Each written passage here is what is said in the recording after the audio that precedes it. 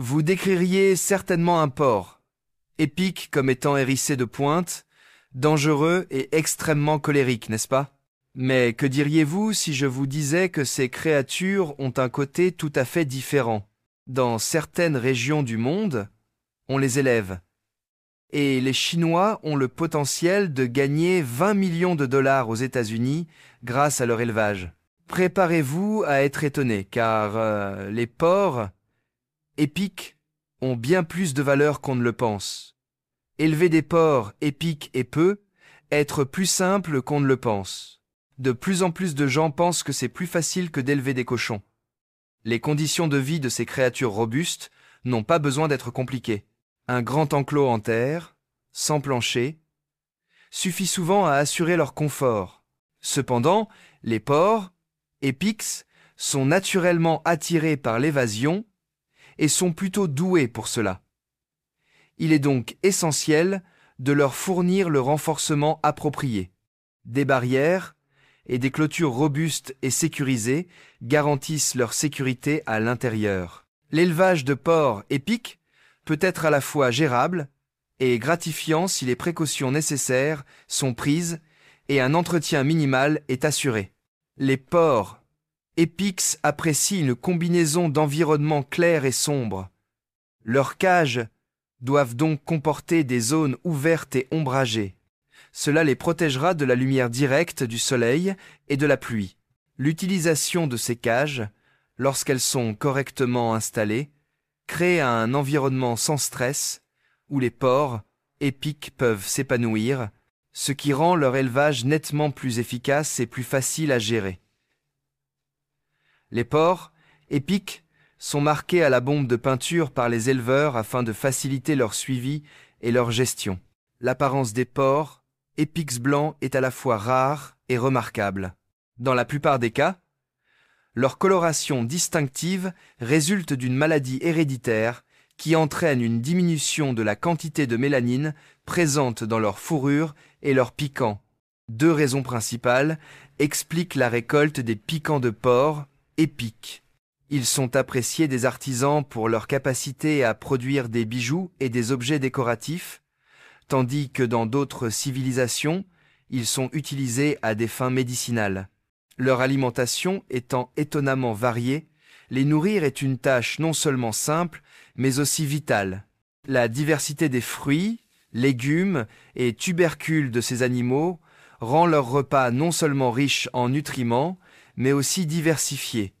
La plupart du temps, les agriculteurs fournissent des ingrédients tels que des légumes-feuilles, des patates douces, des carottes, des bananes, de la canne à sucre et même des noix de coco. Les porcs épiques étant des animaux nocturnes, ils sont généralement nourris le soir. Cela leur permet d'avoir suffisamment de nourriture à consommer pendant la nuit. Il n'est pas rare que les porcs épiques adoptent un comportement territorial lorsqu'ils mangent, car ils sont très possessifs envers leur nourriture. Il est possible que lorsqu'on leur donne à manger, ils surveillent agressivement leurs portions, grondant ou se déplaçant rapidement pour avertir les autres de se tenir à distance. Dans la plupart des cas, l'accouplement des porcs épiques a lieu la nuit, et après une gestation d'environ 3 à 4 mois, la femelle donne naissance à une portée de petits. La mère, un porc, épique, manifeste un fort instinct parental après la naissance de son petit. C'est une caractéristique remarquable, car il consomme fréquemment le placenta après l'accouchement. Cela permet de maintenir un nid propre, ce qui les aide également à se réapprovisionner en nutriments. Les porcelets nouveau-nés restent proches de leur mère pendant les premières semaines de leur vie. Ils consomment le lait maternel, puis passent progressivement à l'alimentation solide. Les éleveurs surveillent le développement des animaux au fur et à mesure de leur croissance. Lorsqu'ils atteignent une taille leur permettant de se tenir debout, ils sont placés dans des cages séparées. Si une ferme compte une 50aine de couples reproducteurs, chacun produisant 2 portées par an, et chaque portée comptant 2 à 3 petits, les éleveurs peuvent s'attendre à un approvisionnement annuel d'environ 200 porcs épiques disponibles à la vente. Des filets à large maille sont utilisés pour guider les porcs. Épix dans des cages ou des enclos métalliques solides au moment de la récolte. Cette opération requiert beaucoup de patience et d'habileté, car les porcs épics peuvent être très défensifs lorsqu'ils sont manipulés. Afin de garantir leur sécurité et leur préparation au transport ou à la transformation, les cages sont regroupées au même endroit une fois sécurisées. Le retrait des piquants des animaux après l'abattage peut se faire par diverses techniques, comme le brûlage à la flamme nue, le chalumeau, le trempage dans l'eau chaude ou l'utilisation de pinces pour l'extraction manuelle. Dans certaines régions d'Afrique, d'Asie et d'Europe, la viande de porc, épic, est considérée comme un mets délicat en raison de sa richesse en protéines et de sa saveur rappelant celle du porc et du bœuf. Elle se marie parfaitement aux recettes longues à cuire, comme les ragoûts ou les sautés. Les porcs, épics, sont souvent considérés à tort comme des animaux lents et défensifs, dotés de piquants acérés. Pourtant, une caractéristique surprenante, souvent ignorée, est que les porcs épics sont en réalité d'excellents nageurs. Cela est dû en grande partie à leurs piquants creux, qui leur permettent de flotter dans l'eau. Ces piquants flottants fonctionnent comme des flotteurs naturels, leur permettant de traverser les rivières ou les étangs avec aisance. Cette capacité surprenante les rend plus mobiles et adaptables à l'état sauvage qu'on ne le pense. Outre leur talent de nageurs, certains porcs épics sont également d'habiles grimpeurs, notamment ceux de la famille des Eretizontidae, communément appelés porcs, épics du Nouveau Monde. Originaires d'Amérique du Nord et du Sud, ces porcs épics grimpent fréquemment aux arbres pour chercher de la nourriture, construire des nids ou se reposer. Dotés de griffes puissantes et recourbées et de coussinets plantaires rugueux, ils peuvent facilement s'agripper à l'écorce des arbres et se déplacer dans les branches. Ce comportement arboricole leur permet d'accéder à des ressources inaccessibles aux animaux terrestres et les protège également de nombreux prédateurs terrestres. De plus, bien que l'on croie souvent que les porcs épics peuvent lancer leurs piquants sur leurs ennemis, il s'agit en réalité d'un mythe. Les porcs épics ne peuvent pas lancer leurs piquants dans les airs. Pourtant, leur piquant reste un mécanisme de défense incroyablement efficace. Chaque piquant est recouvert de minuscules barbillons orientés vers l'arrière, ce qui le rend extrêmement difficile et douloureux à retirer une fois qu'il a percé la peau. Ces barbillons provoquent non seulement une gêne physique, mais augmentent également le risque d'infection, dissuadant ainsi les prédateurs d'attaquer. Tout aussi fascinant est le comportement reproducteur inhabituel du porc, épic, qui peut paraître étrange aux yeux des humains. Pendant la saison de reproduction, le mâle peut pulvériser de l'urine sur la femelle pour tester sa réceptivité. Si la femelle n'est pas prête à s'accoupler, elle réagit agressivement, souvent en sifflant ou en frappant le mâle. Ce n'est que lorsqu'elle manifeste de l'intérêt que l'accouplement a lieu. Bien que ce rituel puisse paraître étrange, il fait partie intégrante du comportement reproducteur du porc épic. De plus, les porcs épics sont des créatures étonnamment communicatives, contrairement à leur image calme et solitaire. Ils utilisent une combinaison de vocalisation, telles que des grognements, des gémissements et des claquements de dents, ainsi que le langage corporel et des signaux chimiques pour interagir entre eux.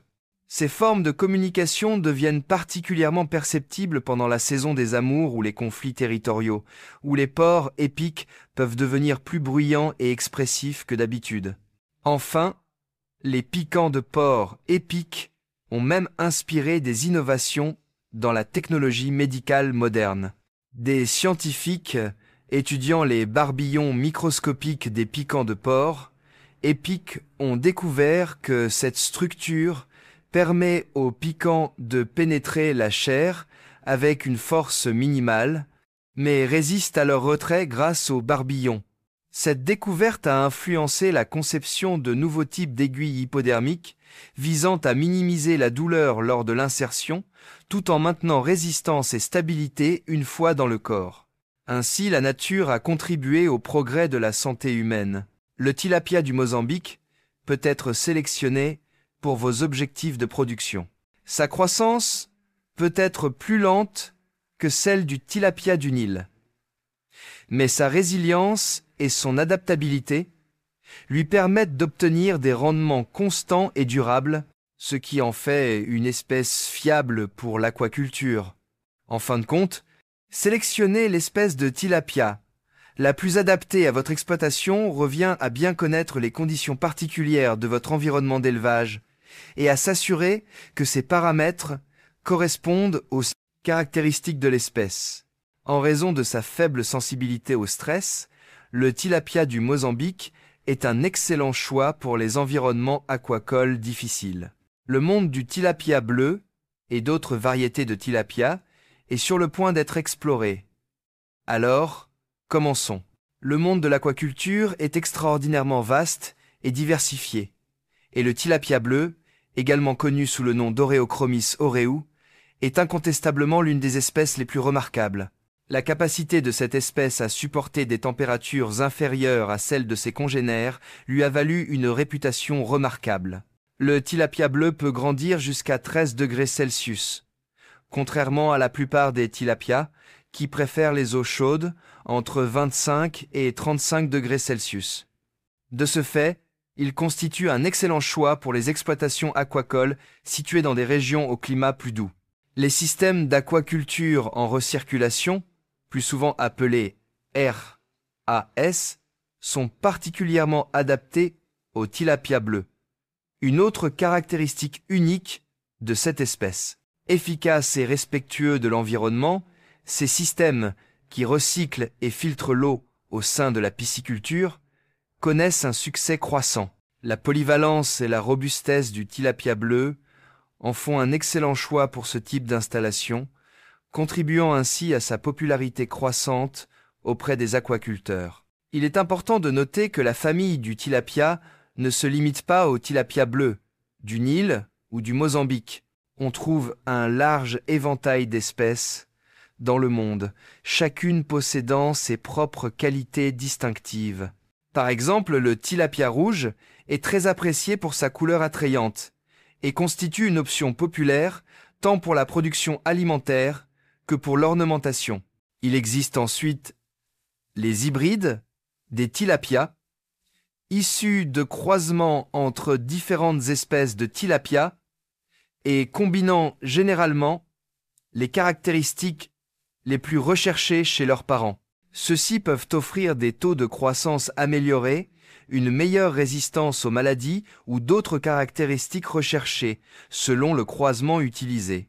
Sélectionnés et élevés avec le plus grand soin, les tilapias hybrides ont le potentiel de devenir un outil puissant pour les aquaculteurs expérimentés. Afin de déterminer si vous êtes plus intéressé par le tilapia bleu, résistant au froid, le tilapia rouge vif ou un hybride performant, il est essentiel de bien comprendre les caractéristiques distinctives de chaque espèce et leur adéquation aux objectifs et aux conditions de votre exploitation aquacole. Les personnes intéressées par l'aquaculture disposent d'un large choix grâce à la grande variété d'espèces de tilapias. Pour choisir l'espèce de tilapia la plus adaptée à votre exploitation aquacole, il est essentiel de prendre en compte plusieurs aspects. Examinons maintenant chacun de ces éléments essentiels. Tout d'abord, le climat est un facteur essentiel. Il existe de nombreuses espèces de tilapia, chacune s'épanouissant dans une certaine plage de température. À titre d'exemple, le tilapia bleu est réputé pour sa capacité à survivre à des températures plus basses.